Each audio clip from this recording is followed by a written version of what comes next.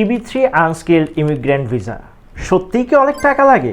Do you know total process only in 15 to 20,000 US dollar. আসুন জেনে নেই step by step পেমেন্টের breakdown. EB3 unskilled visa হলো এমন একটি সুযোগ যেখানে আপনি লো স্কিল জবের মাধ্যমে ইউএসএতে পার্মানেন্ট রেসিডেন্সি বা গ্রিন কার্ড পেতে পারেন।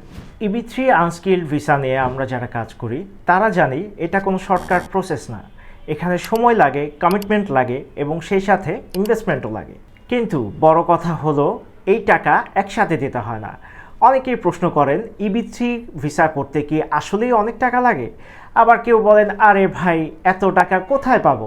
কিন্তু আপনি কি জানেন পুরো বিষয়টি একটু ভিন্ন।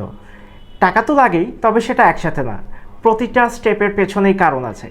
আজকের ভিডিওতে আমরা দেখব EB3 প্রসেসে কোন ধাপে, কোথায়, কখন, কবে, কিভাবে পেমেন্টগুলো লাগে। চলুন এখন ধাপে ধাপে পেমেন্টের ব্রেকডাউন দেখে নিই। স্টেপ 1, লেবার সার্টিফিকেশন অথবা এলসি। সময় লাগে 12 থেকে 15 মাস। লিগ্যাল ফি লাগে 5,000 থেকে 6,500 US ডলার। বাট এই ফিটা নির্ভর করে আপনার অ্যাটর্নি এবং আপনার এজেন্সির উপর। লেবার সার্টিফিকেশন বা এলসি হলো একটি সরকারি অনুমোদন, গভর্নমেন্ট সার্টিফিকেশন, যা US department of labour DOL দিয়ে থাকে। এর মাধ্যমে একটি ইউএস কোম্পানি প্রমাণ করে যে তারা চেষ্টা করেও যুক্তরাষ্ট্রে কোনো যোগ্য নাগরিক কিংবা কোনো পার্মানেন্ট রেসিডেন্ট কর্মী খুঁজে পায়নি। তাই তারা একজন বিদেশি কর্মী আপনাকে নিয়োগ দিতে চায় এবং আপনার এই নিয়োগটি মার্কিন শ্রমবাজারে ক্ষতিকর নয় এবং কোম্পানি ইউএস গভর্নমেন্টকে ইনশিওর করে আপনি তাদের আন্ডারে ইউএসএতে গিয়ে মিনিমাম 1 বছর কাজ করবেন। সহজ কথায় এলসি হলো সেই গভর্নমেন্ট পারমিশন যেটা ছাড়া কোনো ইউএস কোম্পানি সরাসরি কোনো বিদেশি কর্মীকে স্পন্সর করে কাজের জন্য কিংবা গ্রিন কার্ডের জন্য আবেদন করতে পারে না। লেবার সার্টিফিকেশন বা এলসি কেন এত গুরুত্বপূর্ণ? এলসি হচ্ছে EB3 প্রসেসের মূল ভিত্তি। এলসি ছাড়া ভিসা প্রসেস এক ধাপও এগোয় না। তাই এটাকে বলা হয় সবচাইতে সময় সাপেক্ষ এবং সবচাইতে গুরুত্বপূর্ণ step. Now step 2, I-140 filing. LC complete করার পর পরের ধাপ হলো I-140 পিটিশন ফাইল করা। I-140 হলো এমন এক ইমিগ্রেশন পিটিশন যা ইউএসএ স্পন্সর কোম্পানি অর্থাৎ আপনার এমপ্লয়ার USCIS এ জমা দেয়। এর মাধ্যমে কোম্পানি সরকারকে জানায় তারা একটি নির্দিষ্ট বিদেশি কর্মীকে অর্থাৎ আপনাকে তাদের কোম্পানিতে স্থায়ীভাবে কাজ করার জন্য নিয়োগ দিতে চায় এবং আপনি যুক্তরাষ্ট্রে গ্রিন কার্ড পাওয়ার যোগ্য। সহজ ভাষায় I-140 হলো সেই অফিসিয়াল স্পন্সরশিপ লেটার যেটা ছাড়া আপনি EB3 প্রক্রিয়ায় গ্রিন কার্ডের যে পরবর্তী স্টেপ থাকে DS-260 অথবা অ্যাডজাস্টমেন্ট অফ স্ট্যাটাস, সেখানে আপনি আবেদন করতে পারবেন না। এখন জেনে নেই এই I-140 ফাইলিংয়ের বিস্তারিত খরচ। লিগ্যাল ফি 5,000 থেকে 6,000 US ডলার, যেটা অ্যাকচুয়ালি ডিপেন্ড করছে আপনার অ্যাটর্নি এবং আপনার এজেন্সির উপর। এছাড়াও লিগ্যাল ফির সাথে অ্যাড হবে government filing fee. Regular processing fee 1,315 US dollar, সময় 6 থেকে 10 মাস। Premium processing fee 4,120 US dollar, সময় লাগে মাত্র 15 দিন। রেগুলার এবং প্রিমিয়াম প্রসেসিংয়ের মধ্যে পার্থক্য হলো প্রিমিয়াম প্রসেসিংয়ে সিদ্ধান্ত আসে অনেক দ্রুত, সময় লাগে মাত্র 15 দিন, যেখানে রেগুলার প্রসেসিংয়ে সময় লাগে 6 থেকে 10 মাস। আপনার বাজেট যদি কিছুটা ফ্লেক্সিবল হয় তাহলে প্রিমিয়াম প্রসেসিংয়ের মাধ্যমে আপনি বেশ কিছুটা সময় সেভ করতে পারবেন।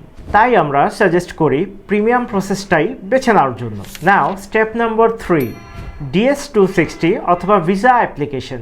I-140 অ্যাপ্রুভ হলে আপনি ফাইনাল ধাপে যাবেন, DS-260 অর্থাৎ ভিসা অ্যাপ্লিকেশন। এই স্টেপে আপনার লিগ্যাল ফি খরচ হতে পারে 5,000 থেকে 8,000 USD ডলার। অ্যাগেইন এটা ডিপেন্ড করছে আপনার অ্যাটর্নি এবং আপনার এজেন্সির উপর। এছাড়া যদি আপনার ডিপেন্ডেন্ট থাকে, লাইক আপনার ওয়াইফ, আপনার হাজব্যান্ড অথবা আপনার চিলড্রেন, সেক্ষেত্রে আপনাকে অতিরিক্ত লিগ্যাল ফি দিতে হতে পারে। বাট এটাও অ্যাকচুয়ালি ডিপেন্ড করছে এজেন্সি টু এজেন্সি। এই চার্জটা ভ্যারি করে, এটা হতে পারে 1,000 থেকে 2,000 US ডলার।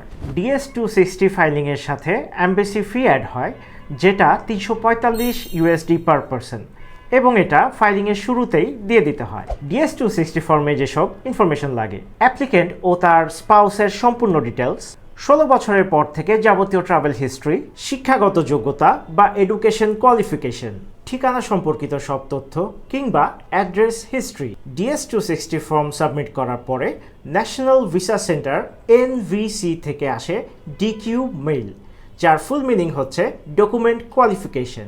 DQ হওয়ার পরপরই শুরু হয় এমবেসি অ্যাপয়েন্টমেন্ট ডেটের জন্য অপেক্ষা। এই স্টেজে কিছু অতিরিক্ত রিকোয়ারমেন্ট থাকতে পারে, যেমন PCC মানে পুলিশ ক্লিয়ারেন্স সার্টিফিকেট। এটা আবশ্যক। যদি কোনো অ্যাপ্লিকেন্ট বিগত সময়ে 6 মাসের বেশি সময় ধরে অন্য কোনো দেশে অবস্থান করেন, সেক্ষেত্রে সেই দেশের পুলিশ ক্লিয়ারেন্স সার্টিফিকেটও দিতে হয়। DQ মেইল পাওয়ার পর প্রায়োরিটি ডেট অর্থাৎ PD কারেন্ট হওয়ার জন্য অপেক্ষা করতে হয়। যদি এমবেসি থেকে মেডিকেল সার্টিফিকেটের জন্য বলা হয়, তাহলে সেই অনুযায়ী এমবেসি থেকেই প্রয়োজনীয় নির্দেশনা এবং কোন কোন টেস্ট করতে হবে তা জানিয়ে দেওয়া হয়। পুরো প্রসেসটা এভাবেই অগ্রসর হয়। সব শেষে একটা জিনিস মনে রাখবেন, এখানে একজন অ্যাপ্লিকেন্টের সাথে আরেকজনের কেস হুবহু কখনোই মিলে যাবে না। এক একজনের কেস এক এক রকম। কারো ক্ষেত্রে প্রসেস ফাস্ট, কারো ক্ষেত্রে একটু স্লো। তাই নিচের ফাইল অন্য কারোর সাথে কম্পেয়ার করে দুশ্চিন্তা করবেন না। সো DS-260 এই ধাপে police clearance, visa, interview all included. So if everything goes right, you and your family can fly to the USA with green card.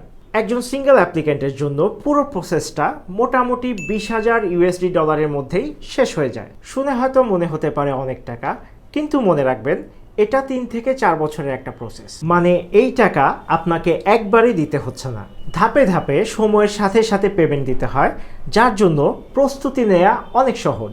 যারা নিজের ভবিষ্যৎ নিয়ে সিরিয়াস, বেটার লাইফ চান এবং ফ্যামিলির জন্য ভালো কিছু করতে চান, তাদের জন্য EB3 একটা গোল্ডেন অপরচুনিটি। আপনি যদি স্বপ্ন দেখেন, তাহলে ধাপে ধাপে এগোলে সাফল্য আসবেই।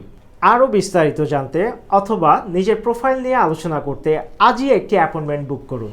আমাদের এক্সপার্ট টিম আপনাকে গাইড করবে একেবারে শুরু থেকে শেষ পর্যন্ত।